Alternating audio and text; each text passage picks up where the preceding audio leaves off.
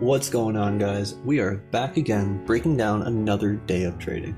So today, a little bit of a slower day. We came into the day really not much going on the scanners. Nothing was really up over 50%, anything like that, unfortunately. However, we did have OMEX actually on the scanner. OMEX, unfortunately, just had a little bit higher of a float, and it did have it did pop and then kind of retrace its step. With it being a lower price stock, not something I really trade myself. However, with it being the leading gainer, I kind of wanted to go over it, as well as, this is what we were looking at first thing in the morning. This was the top leading gainer.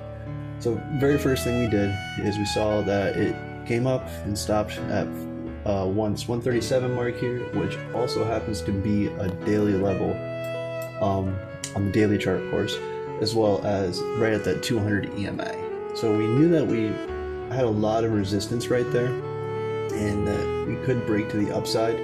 However, we did have a $1.89 resistance level a couple months back. So we knew that we could make a move to 135, potentially up to 189. However, we didn't have a news catalyst or anything that really kind of gave me reason behind hopping on this. So what we saw was we did have a nice little formation, nice little pattern going up to break that 137 mark and that 135 daily level. And it did make that move all the way up to about 180. So we didn't get that move all the way up to 189 like I was hoping. And then after that, we did have a ton of room ahead of that. So unfortunately, with it not breaking that 189 level, I did not want to get in and take a trade. Just didn't have much room, and I wasn't really sure if it was actually going to keep going and moving up with no news catalyst. The next stock that we were actually looking at was AREB. AREB was on the backside of the move, so it's not something that I was really paying attention to. And I was saying it's on the backside of the move. So we did a few days ago had this big spike all the way up to about $20, and we definitely came back down since then. So yesterday we ended up having a pop, and that's what this horizontal line is here. That pop was up to the high of daily yesterday, as well as what ended up coming up this first thing in the morning at 7 today. So after that, this is actually where our first trade was. Our first trade was up over this $4 mark as it rallied up higher. It was an okay trade, not the best trade, especially with being on the backside of the move. I didn't think we were going to get too much out of it. I was really hoping that we would break up over that $4 mark and continue a little bit higher. And if we would have done that, we did have a gap up that we could have potentially have filled. But not the end of the world. We didn't have news on this as well. We just took a small winner on that. Like I said, I wasn't expecting it to be that big of a move to push up over 468. Like I was saying, not the end of the world. The one stock that actually worked very well today was UPIX. Now let's actually go to my other trading screen. That way you guys can look at this and see exactly what I was looking at. Alright, so with UPIX, I already have it all drawn out here. So with UPIX, this one as well had a really nice rally the other day, all the way up to about $22. So a higher price stock, did have a good float on it. Let's check the float really quick and see what it was. The float on it was with 863,000 shares, which is a pretty low float. So that looked good to me. We did have the potential to break the previous highs. So looking at the daily chart here very quickly, let's just go over it. We did have obviously the horizontal line at that $22 mark, but yesterday's high was at $13.52. So this morning when we were starting to look at this, it wasn't until we did see it on the scanners before 9:30, but we didn't have any volume, nothing was really going on. And then right once the open happened, we started to get this nice spike up. Now, we did have a really nice curl pattern here, and we absolutely could have taken some trades out off of it, 110%. However, one, we didn't really have a good amount of volume at first. I wasn't sure if it was going to work. Now we did end up having this really big red candle as well, so I didn't want to hop in on a trade that I wasn't 100% sure on, especially since it could be on the backside of the move, and we did have a lot of room to come back down to that 1319 mark or 1352 here as well. So I didn't want to, take the risk of hopping in and it immediately retreating. So I just took a step back and I was patient. So what I was able to do is when it ended up going all the way up to this high here and pulling back, I was able to then make a channel. So we did have a low here and a higher low right here, and we did have a higher high up top. So what I was able to do is make my channel, as well as a couple other key points of potential resistance. So we did have this doji candle right here, and this doji candle, it did put a horizontal ray going across just for a potential breakout. So now what we did is when we got this bounce off this trend line here, we got it right here, we took a bounce and we retested at 631, and it actually was staying around that mark. I was able to break through that. So this was actually my first trade on it, as it broke through that 631 to push past, 1631 to push past the 1650 mark. We also did have an increase of volume as well. So, and the MACD was open. So all good signs of, hey, the stock is moving upwards. So we did end up having a mark at the 1743, which was a previous mark that we had from the other day's resistance levels. So I wasn't 100% sure if it was going to end up stopping on us again there. So it did take about half off, as well as it was a high earlier, so I wasn't 100% sure if it was going to end up flushing. So I did end up taking about half off at that point, and then as it started to push forward, did not add back, but it did end up coming back down, so I did end up getting out as well. So didn't hold on to it, and yes, I absolutely could have, but with this doji candle, it seems like there's a lot of indecision. But this candle right here did end up having no volume behind it when it started selling off, so I could have added back in for the push higher, but didn't want to overstay my welcome with everything that's been happening through the week. Just wanted to play it smart, take a step back. We already did have a pretty good trade right here. No need to push it if we didn't need to. If it wasn't a clear sign that it's going to keep going higher, I didn't want to take it.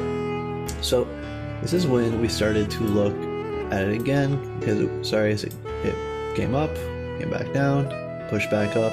It tried to break through that level, but it got rejected.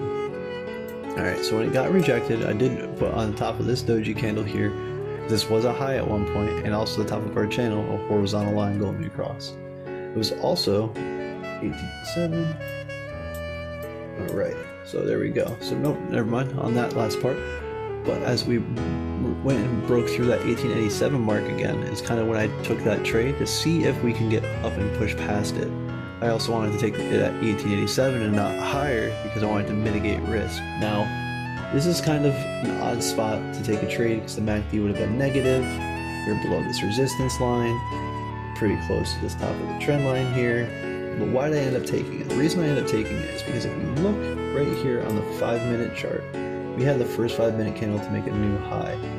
So we did end up having technically a low volume red 5-minute candle, but this candle right next to it, as it broke through this, did get an influx of volume. So I took the trade as it broke through $19 upwards. So now we were in the channel connecting here and potentially going up even further. So that we end up taking that trade, but as this doji candle formed, I did end up hopping out. Didn't want to stay in. It looked to me like there was a candle of indecision. I do see that MACD was open here on the 1 minute still, but we were closing. The histogram was going down, and on top of that, we did have decent volume there. Not as much as the green, but still a decent volume selling, so I didn't want to overstay my welcome. I would have loved to stayed and got to that $22 mark like we thought it was going to from the start. However, I didn't want to risk taking and overstaying my welcome, because if it wasn't able to get up over that, it looked to me that there's a potential it was going to stop at about that $21 mark of where we were having some resistance right there. So not the end of the world. So the reason I stopped trading this though was because right after we got past that $22 mark, it immediately flushed down with high volume. It was a big red candle, no topping tail, no bottoming tail, just a full candle saying, yep, we're done. So at that point, I didn't mess with it. It was the last trade of the day. And we did look at some other stocks, but it wasn't really anything too crazy going on. Let's pull up the other one so you guys can see. We did look at some other stocks like SES and whatnot. Did have a move this morning. It did try to rally, but nothing was going on. Unfortunately, didn't break through the highs that we had marked out. If we could have got up over that 142, 150 mark, and then we started to open up a little bit once we got up over, at 175, but we weren't able to do that. Didn't really look at it. The only other stock we looked at was SXTC, and no, we didn't take a trade on this. We didn't have any news. It was one of the things, we didn't have news on most anything today, but with a lower price stock, it wasn't really moving, unfortunately. And it was really thickly traded. We only had 500 shares of float, but it was 35 million shares of volume, and it happened pretty quick.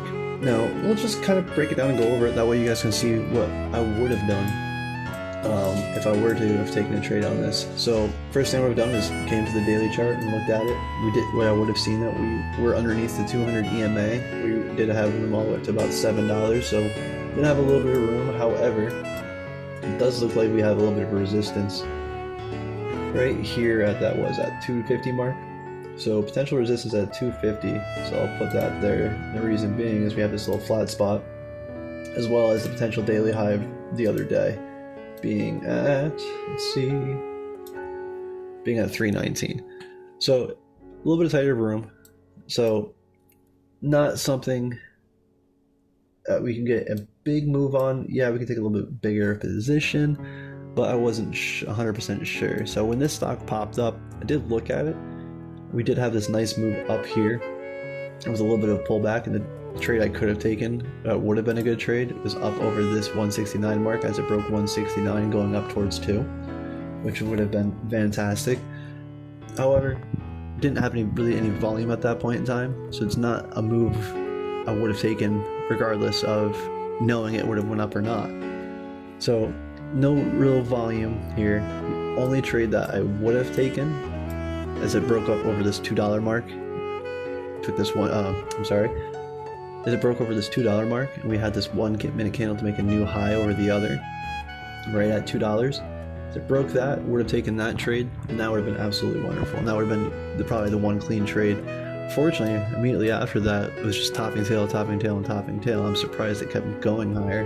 I was kind of expecting it. We did get a decent amount of volume, but a lot of volume in a little bit of time. It just became too thickly traded, and it was a fight between buyers and sellers, unfortunately. So it's not the end of the world, but it just kind of proves my point of what we were looking at in the market the past day or two. Obviously, I got caught up in my emotions yesterday, took a couple trades I shouldn't have taken, so I was a little bit more cautious than I would have been normally.